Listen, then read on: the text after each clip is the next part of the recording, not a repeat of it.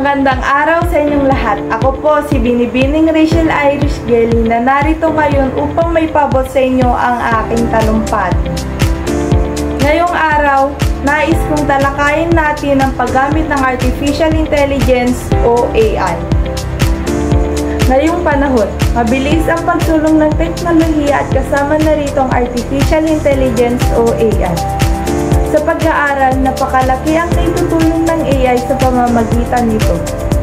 Mas napapadali ang proseso ng pagkuha ng impormasyon at paggawa ng mga proyekto.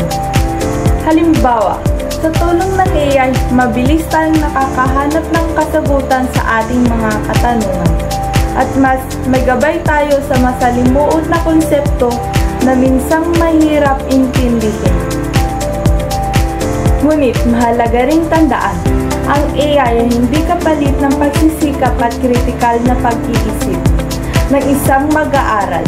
Bagaman mabilis at praktikal ang tulong na nabibigay nito, dapat nating tandaan na ang tunay na kaalaman ay nakukuha sa pamamagitan ng sariling pagsisikap at masusing pag-aaral.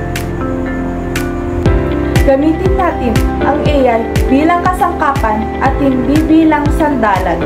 Gamitin ang wastong pag-unawa sa mga limitasyon at potensyal ng teknolohiyang ito. Makakamit natin ang mas mataas na antas ng pagkatuto. At naway, patuloy nating paunlarin ang ating pag-aaral. May gabay man ng AI o wala.